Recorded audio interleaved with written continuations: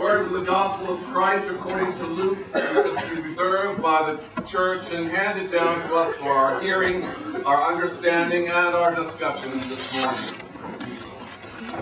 At the crack of dawn on Sunday, the women came to the tomb carrying the burial spices they had prepared. They found the entrance stone rolled back from the tomb, so they walked in. But once inside, they couldn't find the body of Jesus. They were puzzled, wondering what to make of this. Then, out of nowhere, it seemed, two men, light cascading over them, stood there. The women were awestruck and bowed down in worship. The men said, "Why are you looking for the living one in the cemetery? He is not here, but raised up. Remember how he told you when you were still back in Galilee that he had to be handed over to sinners, be killed on a cross, and in 3 days rise up?" Then they remembered Jesus' words. They left the tomb and broke the news of all this to the 11 and the rest. Mary Magdalene, Joanna, Mary, the mother of James, and the other women with them kept telling these things to the apostles, but the apostles didn't believe a word of it, thought they were making it all up. But Peter jumped to his feet and ran to the tomb. He stooped to look in and saw a few grave clothes, that's all. He walked away puzzled, shaking his head. This is the gospel of Christ. Praise Christ the Lord.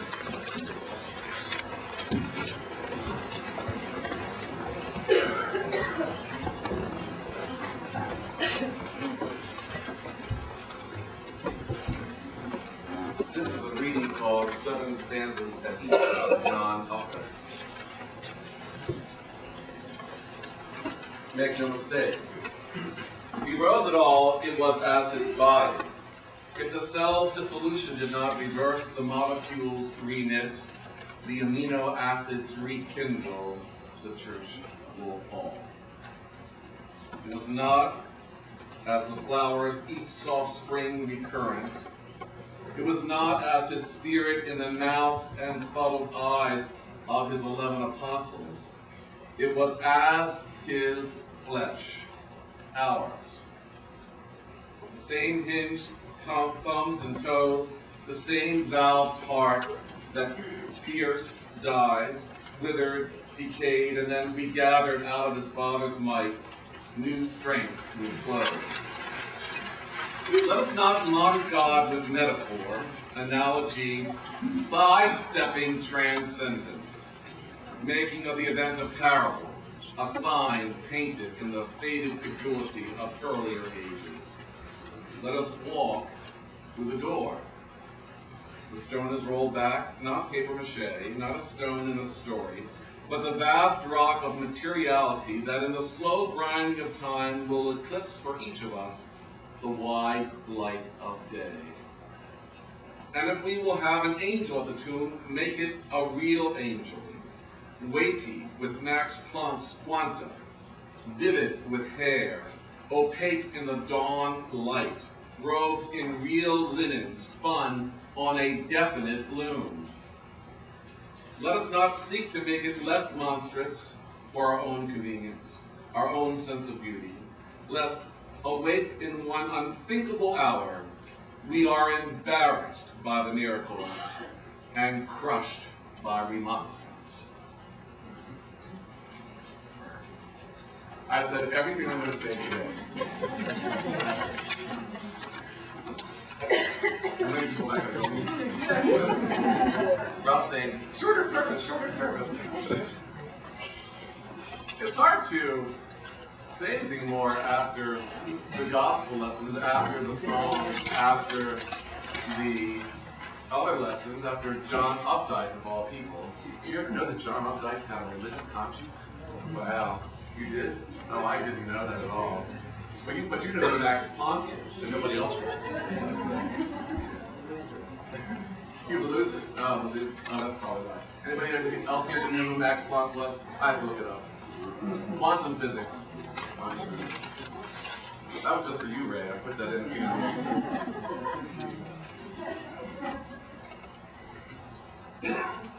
It's hard to know, as I said, what to say after all that. The story, the gospel story for Easter, ends so abruptly. It just says that they go away shaking their head. Peter goes away just shaking his head. I mean, this is the gospel of Easter. Don't you expect something like, and everyone believed, and they went skipping hand in hand, happily ever after from the tomb, or something. I mean, you really do expect something more. I was reading on the internet this morning for a brief moment that they're banning the Easter Bunny in the schools as being politically incorrect. Now he's there with SpongeBob, sulking in a corner, I think. What more can you say when you already have said all this and you want more? Because it doesn't seem right that it just ends right here. They go away shaking their head. Now we know much more of the story. We know what happens after this, obviously, or we wouldn't be here today. We know that there is some news, but it's not proclaimed here. Do you find that unusual, Anna? I mean, you're my philosopher when it comes to some of this. Do you find it really strange that there's not more after all this moment? Well, I still have your sermon from last year in my head, which I thought was really cool when you ended it saying, and it's not over. Yes. Well, it's not over, and also, you don't have to be sure. Exactly. This is what I said last year. And you know what, I'm still not sure. And I'm really good with that. I'm really glad that I'm not sure. I'm really happy with people who are not sure that it's really true. Because that creates the tension of coming back week after week and year after year trying to make it true for us, for our lives. Because what if it isn't true? Well, that's really the real conundrum here. If it isn't true, then St. Paul says, if it's not true, then we're just all fools. We're just fools, and that's okay. We'll just be fools, he says, because I want to believe it's true.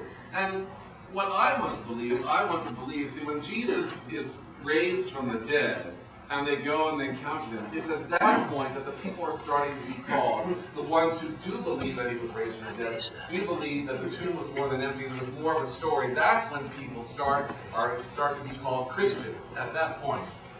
You ever wonder why we're not called Jesusans, or Jehovah's, or something like that? And because it's not Jesus that we're worshiping or thinking about. It's not Jesus that we're concerned about here. It's now the risen body that we're concerned about, the body that's missing, the body that's not in the tomb. And that's why Peter is puzzled, because he was expecting something more. He was expecting something more. And the shaking of the head at the end of this particular gospel is the gospel writers, or the early church, if you will, saying, how are we going to sell this story if it doesn't have a better ending? It's really hard to do it. You go around talking about an empty tomb the whole time. And Ray told me I can't talk about an empty tomb anymore. I have to go somewhere beyond that, because it's just not the empty tomb. Well, one year he did. One year for Easter, Jeanette, when she was still alive, instead of a cross, they gave me an empty tomb to wear around my neck. They said, you really are stuck on this moment, Well, I was for many years. I was stuck on the empty tomb. I thought that was really the message. The tomb was empty, but it isn't. The message is what comes beyond that. And that is a matter of faith, because everybody has a different story of what happened after that. And they go and they tell the apostles or the disciples, and nobody's listening, nobody's believing. How do they make them believe? What does it take? What does it take for them finally to believe? Seeing him. Yeah, when he comes back. When he comes back and stands before them. But do they get it right away? No, they don't recognize him. So I ask you, if Jesus were right here in the person of Scott Barber, how will we know? Would we? It's not you. You sure?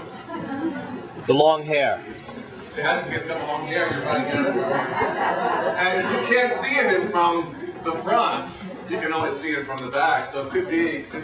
You don't know. How do we know? How are we going to know if it actually happens? I want to know. Our hearts? Well, you know, that's one of the things they said, that their hearts were burning when they heard him talk, but I think it has to be something more. How do I mean, you're all here this morning for the how do we know part, so I'm asking you, how do you know? If it actually happened, how would you know? You see it on television, see it in Florida. But, doctor of the media here at Florida University, you know that we can't believe everything we see on TV, nor can we believe everything we read in the papers, nor should we believe everything that is spoken in a church on a Sunday, nor should we believe everything that is written in the Gospels. We have to find it for ourselves. So I ask you again, how would you know? Yeah. I don't think we would know until after that. It seems like in history we always know after. So what would be the sign of it? How are we going to determine that? Stories in 100 years, whatever. Oh, so once it happens, then it's like 200 years later that we realize that, oops, that was it. I mean, my professor at seminary said, you know, don't laugh at the fact that Reverend Moon says that he is the incarnation of Jesus Christ in this world, because they laughed at Jesus when he said that he was the Son of God. So we have to be careful who we laugh at. You have to be careful because the person sitting next to you might be Jesus Christ incarnate. Now, think about that for a second, and the ramifications of that. Karen, you're laughing too hard. It's possible. Well, if you think about that for a second, then let's just say it's possible. Let's just say it is. If it's possible, then it is almost laughable because we say we couldn't even stand it. But maybe there's a little bit of Christ in each person that we can see. Because maybe, not to upstage updike, it's not the metaphor that we're seeking, but we are seeking a little bit of it. Maybe what happened was that when Jesus came and then he was risen and then he leaves again, the story tells us that he leaves a little bit of a spirit with each of us. So how do we recognize that part of Christ in each person sitting next to us or around us? What do we see? What is it that we see in the risen Christ that we're hoping to see in other people? Yeah. A reflection of our own fully inspired wisdom. I think it's also the reflection, she's quoting Mimi Monroe, I think it's also the reflection of our own divinity. I think that what today is about, and whether you know it here or not, is that you are seeking, as I am, the answer to how it is that a little bit of God's divinity can actually be in us and in our neighbor. And we want to see it, we want to hear it, we want it to be risen with us. One of the things I've been talking about in the last couple of weeks is that it's really important to be lifted up. And I really have talked to people about how it is that we can lift each other up. But more important than being lifted up is that we need to be raised up. And Ray said to me, well, what's the difference? It's splitting hairs. Ray writes me this long emails and tells me these things. He does really good, and other people do too. So Ray was saying, I like what you wrote, some of the stuff I didn't agree with, but that's okay, we never agree on everything anyway. And however, I don't get the difference between your idea of being lifted up and being raised up. Now, it's one thing for me to tell you that you look really nice. That may lift you up. It's another thing for me to take you out further clothes shopping for some other things that will make you look really super in the future. That may raise you up. It's one thing for me to say that to come visit you in the hospital room. It's another thing for me to drive you home, stay with you a week, and cook you a meal. And that's where I see the difference.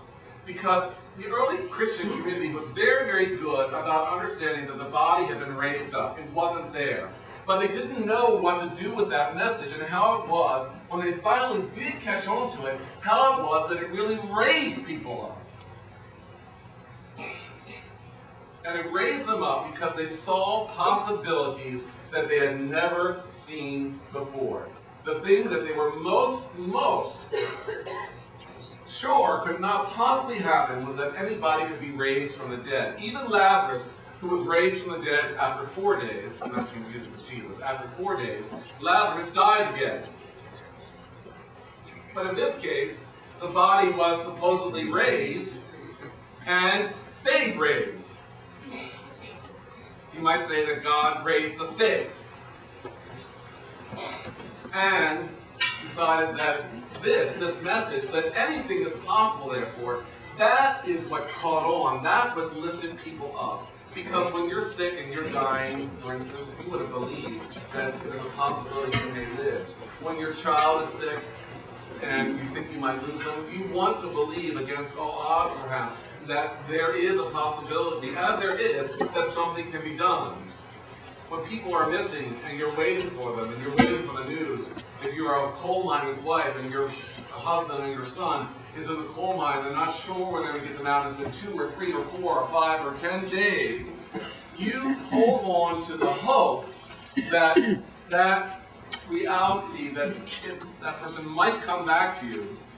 You hold on to that. And without this message of being raised from the dead, there is no basis for that.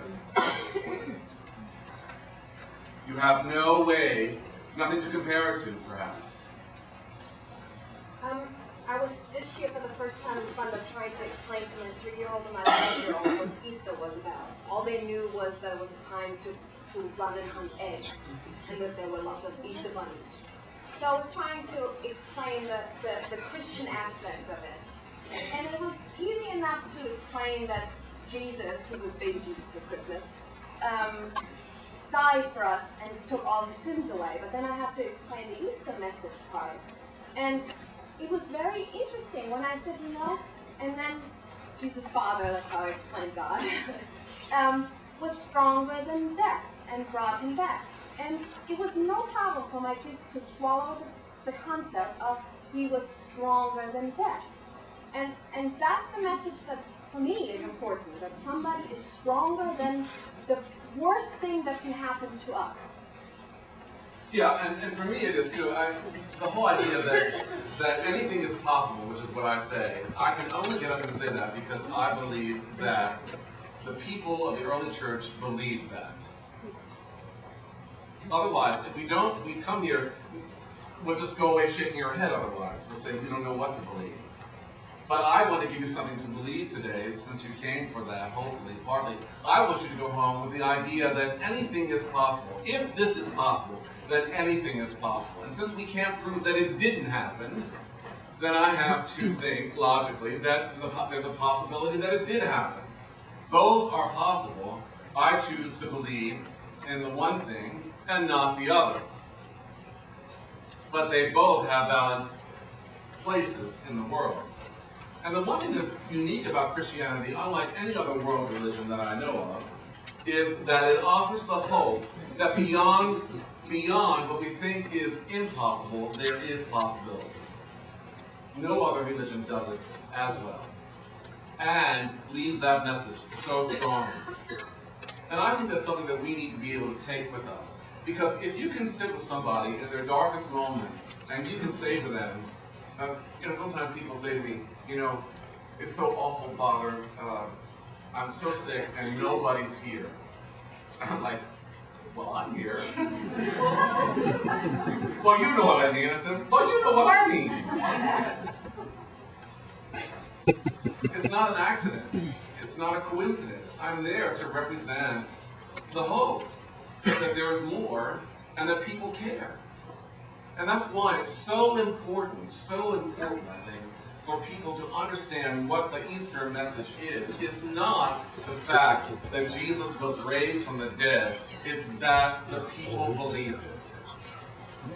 They say, Martin Luther said, going back to the Christmas story, said it was not important that the baby Jesus was born.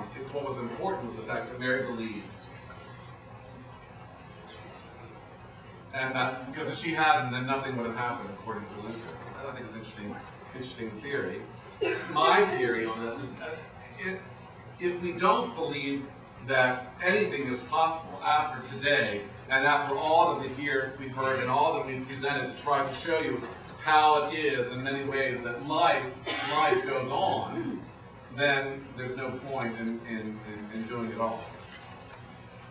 We tried to give you a garden behind here.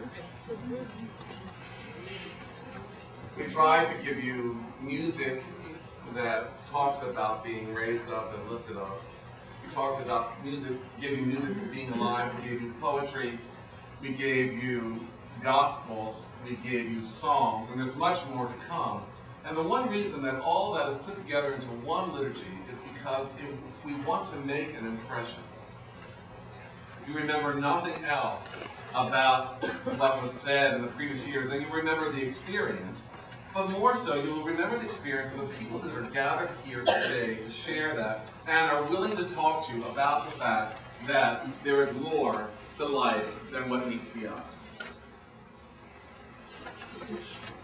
Yeah. How the Easter Bunny get involved in this? Yeah, it's really interesting. It goes back to one of the previous religions that the people who were the Christians knew about. And there was a goddess whose name was Astarte. And that's where we get the word for Easter. Also known as Ishtar. Nothing to do with the Dustin Hoffman film. And Ishtar was the name of a fertility goddess, the goddess that made things grow. And her little mascot, if you will, was the Easter Bunny. So it just shows you that what people believe is much stronger than the religions they try to stand out. So it goes back way, way before the Christian religion. So you can, and then all the little eggs are symbols, because we know that rabbits don't lay eggs.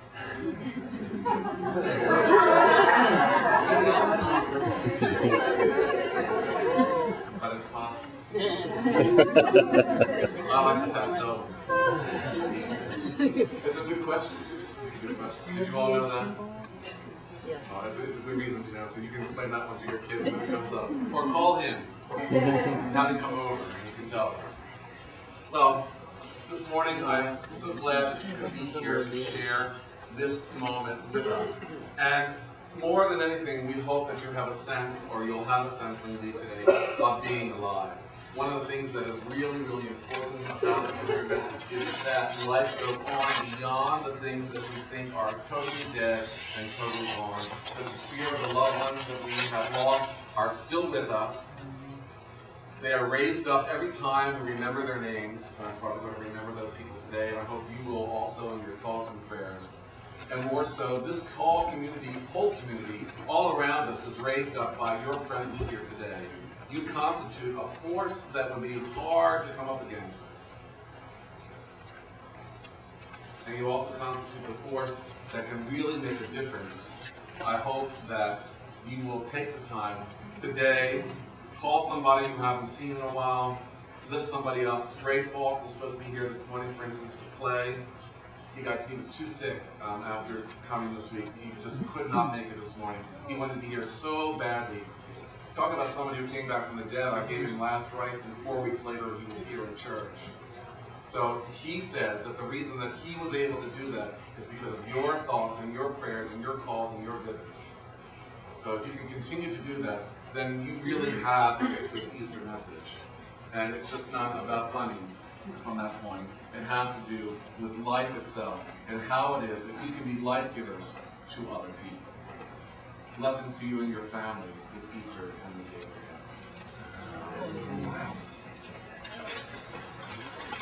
ahead.